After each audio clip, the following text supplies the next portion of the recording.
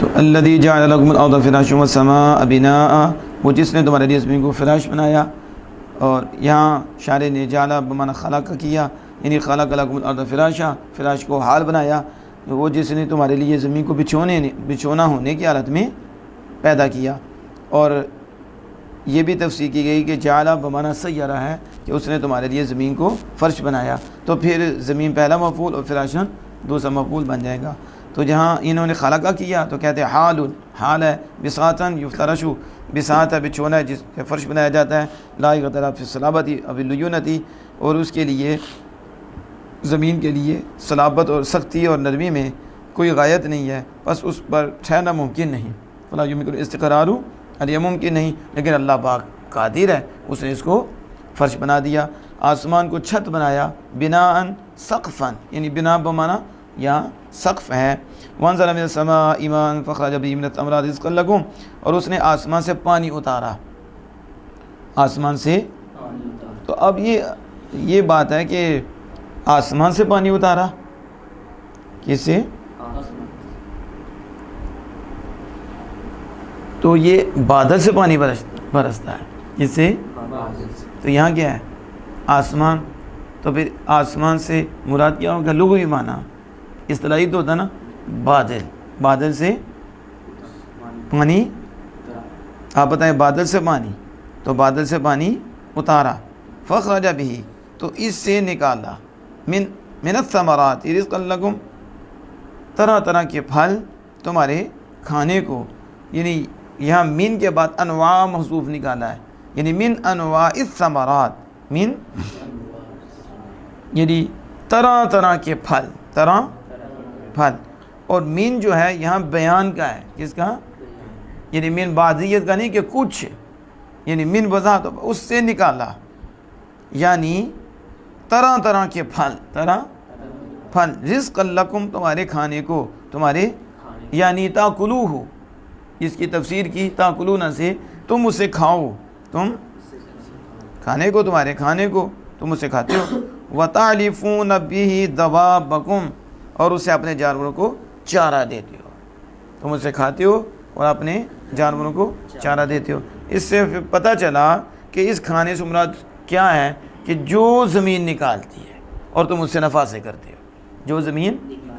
تو اس سے تم نفع حاصل کرتے ہو. تو اب زمین نکالتی ہے تو اس میں جانوروں کا چارہ بھی ہے کہ تم خود بھی کھاتے ہو اور جانوروں کو اس سے چارہ دیتے ہو. فَلَا تَجْعَلُوا لِلَّهِ أَنْدَادًا وَأَنْتُمْ تَعْلَمُونَ، تو تم اللہ کا شریک نہ ٹھہراؤ، اللہ کا نہ ٹھہراؤ، یعنی اندادن شرکاء فی العبادہ، انداد کی تفسیر شرکاء سے کی، یعنی عبادت میں شریک نہ ٹھہراؤ، عبادت میں. تو انداد ندن کی جمع ہے، ندن کی، تو یہ ہوتا ہے ذات میں شریک کرنا. کس میں؟ ذات میں شریک کرنا. تو اس کے لیے کیا لفظ بولتے ہیں؟ ندن. یہ کہہ رہے ہیں کہ قولہ اندادن جمع ندن هو المثل، مثل برابری. تو اس کی ذات میں شریک نہ ٹھہراؤ اور اس کی ذات میں اس کا شریک نہ بناؤ. فلا تجعلوا للہ اندادا، اس سے کہ اصل عبادت و اساس ہوا، اور اس کی اساس توحید ہے. عبادت کی اصل اور عبادت کی اساس توحید، پہلے بھی بتایا توحید کے بغیر تو عبادت نہیں. تو اللہ کا شریک نہ ٹھہراؤ، ندن مثل، اللہ کا مثل نہ بناؤ، شریک نہ بناؤ ذات میں، کیونکہ توحید کی جو اس کی عبادت کی جو اصل ہے اور عبادت کی جو اساس ہے وہ کیا ہے؟ توحید، اللہ کو ایک ماننا. وہ کیا ہے؟ تو اللہ یجعل لہ ندن ولا شریک لہ، تو یہ نہیں ہے کہ اس کے لیے کوئی ند بنایا جائے، شریک، ٹھیک ہے، ولا شریک لہ، اس کا کوئی شریک نہیں ہے. سمجھ آ گئی اس کی؟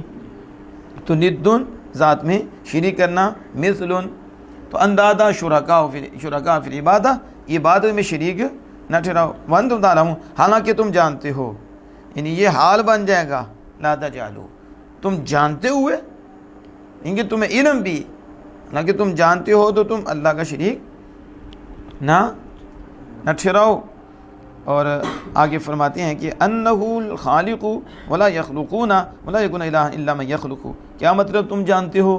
پوری آگے عبارت دی ہے کہ اس کا مطلب یہ ہے کہ وہ جانتے ہیں کہ وہ خالق ہے، وہ پیدا، تم جانتے ہو کہ اللہ پیدا کرنے والا ہے، خالق ہے، ولا یخلق، تم جانتے ہو وہ پیدا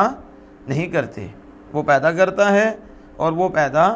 نہیں کرتے، ولا یکون الہ من یخلق، تو کوئی خدا نہیں مگر وہی جو پیدا کرتا ہے، کوئی الہ نہیں مگر وہی جو پیدا کرتا ہے۔ وَإِن كُنتُمْ فِي رَيْبٍ مِّمَّا نَزَّلْنَا عَلَىٰ عَبْدِنَا فَأْتُوا بِسُورَةٍ مِّن مِّثْلِهِ وَادْعُوا شُهَدَاءَكُم مِّن دُونِ اللَّهِ إِن كُنتُمْ صَادِقِينَ۔ اگر تم اس میں شک کرتے ہو جو ہم نے نازل کیا تو اس عَلَىٰ عَبْدِنَا، اپنے بندے خاص پر، تو اس کی مثل کوئی ایک صورت لے آؤ،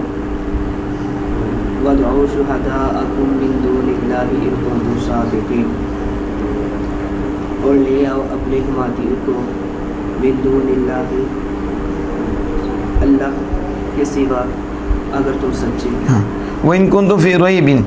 شارح نے ریب کی وضاحت شکین سے کی کہ ریبن شکین، اگر تم شک میں ہو اس میں سے جو ہم نے اتارا اپنے بندہ خاص پر، بندے خاص کیا محمد صلی اللہ علیہ وسلم، من القرآن، ہم نے اپنے بندہ خاص محمد صلی اللہ علیہ وسلم پر اتارا۔ عبدنا کی تفسیر محمدین سے کی، اور اتارا کیا مما یعنی من القرآن، یا مما نزلنا میں جو ما میں پوشیدگی ہے اس کو واضح کیا، من القرآن یعنی قرآن سے، اس سے کہ اگر تمہیں شک ہے قرآن سے جو اتارا اس میں اپنے خاص بندے پر، کیا شک انہ من عند اللہ، کہ وہ اللہ کی طرف سے ہے، اس میں شک ہے تو فاتو بسورۃ من مثلہ، تو تم اس کی مثل صورت لے آؤ، ای المنزل یعنی جو اتارا گیا ہے، جو قرآن میں اس کی مثل، یہ مثل ہی کی وضاحت ہو رہی ہے کہ اس کی مثل یعنی جو اللہ نے اتارا اس کی مثل ایک صورت لے آؤ۔ ومن للبیان، کہتے ہیں یہاں جو مما میں من آیا یہ من بیان کے لیے، کس کے لیے؟ یہ من مثلی میں جو من آیا یہ کس کے لیے؟ بیان کے لیے، تم صورت لاؤ اس کی مثل، ہے یعنی ہیا مثلہ فی البلاغہ، مثلی ہی من سے یعنی ہیا مثلہ فی البلاغہ، یعنی وہ صورت اس کی مثل بلاغت میں، وہ حسن نظمی، حسن نظم میں، حسن نظم میں، وہ الاخبار الغیب، اور غیب کے متعلق خبر دینے میں اس کی مثل ہو، غیب کے متعلق خبر دینے میں بھی، حسن نظم میں، بلاغت میں بھی اسی کی مثل ہو، اسی کی تم لاؤ۔ والسورہ قطعۃ لہا اول و آخر و اقلها ثلاث آیات، کہتے ہیں سورت کسے کہتے ہیں؟ سورت کلام کے ٹکڑے کو کہتے ہیں، سورت جس کا اول بھی ہو آخر بھی ہو، سورت کلام کے اس ٹکڑے کو کہتے ہیں جس کا اول بھی ہو آخر بھی ہو، اور کم از کم یہ 3 آیتیں ہوتی ہیں، کم از کم کہ اس کا اول بھی اس کا آخر بھی، اور کم از کم وہ 3 آیتوں پر مشتمل ہوتا ہے، تو اسے کیا کہتے ہیں؟ سورت۔ وَادْعُوا شُهَدَاءَكُم، اور تم بلاؤ اپنے حمایتیوں کو، من دون اللہ، اللہ کے سوا، اللہ کے اپنے حمایتیوں کو بلاؤ، یعنی آلہتکم، یہاں شہداء سے مراد شاعر کہتے ہیں آلہتکم، اپنے خداؤں کو بلاؤ جنہیں تم پوجتے ہو، اپنے التی تعبدونہا، جنہیں تم پوجتے ہو انہیں بلاؤ، من دون اللہ، اللہ کے سوا، غیرہی یعنی اللہ کے سوا جنہیں تم خدا بنا بیٹھے اور انہیں پوجتے ہو انہیں لاؤ، لتعینکم، تاکہ وہ تمہاری مدد کریں، لاؤ نا تاکہ وہ تمہاری اس چیز میں یعنی قرآن کی مثل لانے میں مدد کریں، لتعینکم ان کنتم صادقین، اگر تم اپنے اس دعوے میں سچے ہو، کس دعوے میں؟ فی ان محمدن قال من عند نفسہ، اس دعوے میں کہ محمد صلی اللہ علیہ وسلم نے اپنی طرف سے یہ کہا ہے، یعنی کلام خدا یہ وہ نہیں ہے بلکہ آپ صلی اللہ علیہ وسلم نے یہ اپنی طرف سے نعوذ باللہ من ذالک کہا ہے، تو ففعلوا ذالک، پھر تم یہ کرو نا، پھر سارے اکٹھے ہو جاؤ، جتنے بھی آپ نے شیطان ہیں سارے اکٹھے ہو جاؤ، تو پھر جو ہے نا لاؤ اس کی مثل، فَإِنَّكُمْ عَرْبِيُّونَ فَصُوحَهَا وَمِثْلُهُ، تم تو عربی ہو، تم تو فصحا ہو، تمہیں تو اپنی فصاحت پہ ناز ہے، تم کلام دان ہو، تو تم لاؤ نا اس کی مثل۔ وَلَمَّا عَجَزُوا عَنْ ذَلِكَ، اور جب وہ اس سے عاجز آگے وہ مثل نہ لا سکے تو اللہ تعالیٰ نے فرمایا، قال تعالیٰ، یہ آگے اللہ پاک نے تب فرمایا جب وہ مثل لانے سے عاجز ہو گئے، فَإِن لَمْ تَفْعَلُوا، پھر اگر تم نہ کر سکو، یعنی مَا ذُكِرَ لِعِجْزِكُمْ، جو ذکر کیا گیا اس کی مثل لانا اپنے عجز کی وجہ سے، تمہارے عاجز ہونے کی وجہ سے تم نہ لا سکو، تو وَلَمْ تَفْعَلُوا ذَلِكَ أَبَدًا، تو تم ہرگز یہ نہیں لا سکو گے۔ تو ذَلِكَ أَبَدًا عبارت آگے نکالی کہ مطلب کیا، تم کبھی بھی یہ نہیں لا سکو گے، کبھی بھی، لظہور اعجازہ، قرآن پاک کے اعجاز کے ظہور کی وجہ سے، قرآن پاک کے اعجاز کے ظاہر ہونے کی وجہ سے قرآن پاک کا معجزہ ہے، تم کبھی بھی نہیں لا سکتے، کبھی بھی۔ یہ جملہ اعتراضیہ ہے، اعتراضن، ولم تفعلوا، یہ جو بیچ میں جملہ ہے کون سا جملہ؟ اعتراضیہ۔ فاتقوا، تو فرمایا بچو، ڈرو، بچو، کیا عبارت لائے بالایمان باللہ وانہ لیس من کلام البشر، اللہ پر ایمان لانے کے ساتھ اور اس پر کہ یہ کسی بشر کا کلام نہیں ہے، کسی اس کے ساتھ اس پر ایمان لانے کے ذریعے تم اس آگ سے بچو جس کا ایندھن آدمی اور پتھر ہیں، یعنی اللہ پر ایمان لاؤ اور کہو کہ یہ کلام اللہ کا ہے، تو اس کے ذریعے اس آگ سے بچ جاؤ، یعنی ایمان لانے کے ذریعے اس آگ سے بچ جاؤ جس کا ایندھن آدمی اور پتھر ہیں۔ الناس یعنی الکفار، یعنی شاعر کہتے ہیں الناس بنا یہ کفار ہیں جس کا ایندھن کفار اور پتھر ہیں، کا سنامی، جیسے ان کے بت وہ پتھروں میں سے ہی ہیں نا، ان کے بت تو جیسے ان کے جو تشریح کی اسنامی منہا، ان کے بت جو انہی میں سے ہیں، یعنی انہا مفردۃ الحرارتی تتقدم بما ذکر لا کنار الدنیا تتقدم بالحطب ونحب، شاعر کہتے ہیں کہ یعنی کہ آگ کو تیز کرنے والے، آگ کو تو آگ تیز ہوگی کافروں اور پتھروں سے، تو یہ آگ کو تیز کرنے والی تیز کی جاتی ہے اس کے ساتھ جو ذکر کیا گیا، یعنی کفار اور پتھروں کے ساتھ تیز کی جاتی ہے، اور نہ کہ دنیا کی آگ، نہ کہ دنیا کی آگ کی طرح، جیسے دنیا کی آگ ہے تو تقدم بالحطب وغیرہ بالحطب ونحبہ، جو لکڑی وغیرہ سے تیز کی جاتی ہے، تو دنیا کی آگ لکڑی وغیرہ سے تیز کی جاتی ہے، لیکن جہنم کی آگ کفار اور بتوں اور پتھروں سے وہ جو ہے ان سے تیز کی جائے گی، اللہ پاک اس سے پناہ دے۔ اعدت للکافرین، کہتے ہیں اعدت، شاعر کہتے ہیں حجیت، حجیت، حجیت، تیار کی گئی، للکافرین، کافرین کے لیے، کس کے لیے؟ یعذبون بہا، کہ کافرین کے لیے کہ اس کے ذریعے انہیں عذاب دیا جائے گا، اس کے ذریعے، کہتے ہیں جملہ مستأنفۃ، یہ جملہ مستأنفہ ہے، جملہ یا حال لازمہ، یہ حال لازمہ ہے، حال لازمہ، لازمہ حال لازمہ ہے، حال لازمہ ہے۔ اب یہاں یہ بات یاد رکھیں، ایک وقود کے لیے جس کے ذریعے آگ تیز کی جاتی ہے، تو پتہ چلا یہ وقود یہاں آلہ ہے، کیا ہے؟ اور فعول کے وزن پر جو صیغہ آتا ہے اس کے فا پر زبر ہو تو پھر وہ آلہ ہوتا ہے، کیا ہوتا ہے؟ جیسے وضو، جیسے ایک ہے وضو، ایک ہے وضو، تو وضو ہے کہ جس پانی کا آلہ، جس میں پانی ڈالا جائے تو پانی کا آلہ ہوتا ہے، اور وضو پانی، وضو کیا ہوتا ہے؟ پانی، تو یہ کہتے ہیں، لیکن کہتے ہیں کہ بعض دفعہ یہ ایک دوسری جگہ بھی استعمال ہو جاتے ہیں کہ وضو مصدر ہے، واو کی پیش کے زیادہ، اور وضو ہو تو آلہ ہو، وقوت آلہ ہے تو وقوت مصدر ہو، تو کبھی ایسا بھی ہوتا ہے کہ وضو بھی مصدر استعمال ہو۔ دوسرا یہ ہے کہ یہاں یہ کہ کافروں کے لیے تیار کی گئی ہے، تو یہ جملہ مستأنفہ ہوتا ہے کہ کسی سوال مقدر کا جواب ہوتا ہے، سوال یعنی ابھی سوال ہوا نہیں، پہلے محسوس کر کے اس کا سوال ہونے والا ہے تو اس پہ جواب دے دیا جاتا ہے، اس پہ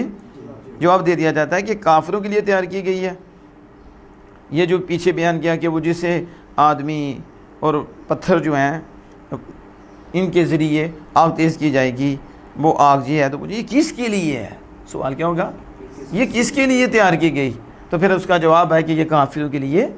تیار کی گئی۔ اب پھر آگے سوال ہے کہ کہتے ہیں یہ مستأنفہ ہے، یعنی نیا جملہ ہے ادھر شروع ہوا تو سوال کا یا حال لازمہ ہے، حال لازمہ، حال لازمتین، یہ حال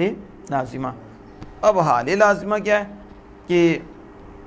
تو پھر اس پہ کوئی بندہ خوش ہو جائے کہ بس کافروں کے لیے تیار کی کہ ہم نے تو جہنم میں، کسی مومن نے جو مرضی کرے، گناہ کرے، زیادتیاں کرے، سرکشیاں کرے، ظلم و ستم عام کرے، حقوق مارے، حقوق اللہ کی اختلافی کرے، حقوق العباد کو ضائع کرے، شتر بے مہار ہو جائے، کیونکہ تو اس نے تو جہنم میں جانا نہیں، اسے تو اس کے لیے جہنم تیار ہی نہیں کی گئی، جہنم تو تیار کی ہے کافروں کے لیے، ٹھیک ہے۔ تو اب یہ ایک بات سے میں رکھیں کہ باپ ہے، باپ میں شفقت ہے بیٹے کے لیے، بیٹے کے لیے باپ ہو تو شفقت ہوتی ہے، وہ لازم ہے کہ باپ کے ساتھ شفقت لازم ہے، باپ بیٹے پہ شفقت کرتا ہے اور اس کے ساتھ وہ کیا ہوگی، لازم ہوگی۔ تو اس کا مطلب نہیں کہ وہ کسی اور پہ شفقت نہیں کر سکتا، تو اس کی نفی ہو گئی ہے، لیکن باپ کے ساتھ وہ شفقت لازم ہے نا بیٹے کے لیے، لیکن بیٹے کے علاوہ کسی اور پہ نہیں وہ شفقت کر سکتا، کرتا بھی ہے۔ اسی طرح جہنم تو کافروں کے لیے لازم ہے، وہ کافر تو ہمیشہ ادھر رہیں گے، کافروں کو عذاب ملے گا ہمیشہ، دائمی، لازمی، لیکن مومن عمل میں کوتاہی کریں یا ایسا معاملہ کریں تو اللہ پاک ان کی گرفت کرے اور انہیں جہنم میں بھیجے، تو عارضی طور پر بھیجے تو پھر اسے جنت عطا فرما دے۔ تو دائمی اور لازمی تو ان کے لیے ہے، اور انہیں عارضی طور پر مل جائے تو اس آیت کے یہ خلاف بھی نہیں ہے۔ جیسے باپ کی شفقت بیٹے کے لیے لازم ہے، لیکن وہ دوسرے پر کرے تو کوئی غلط بھی نہیں ہے، اور یہ اس کی شفقت کے خلاف بھی نہیں ہے، اس لیے جہنم ان کے لیے ہے، اور عارضی طور پر ان گناہگاروں سیاکاروں کو بھی تھوڑی دیر کے لیے عذاب دیا جائے تو اس آیت کے وہ مخالف نہیں ہے۔ تو عد للکافرین، تو یہ کافروں کے لیے تیار کی گئی ہے۔ اللہ جل وعلا سے دعا کہ عمل کے توفیق عطا فرمائے۔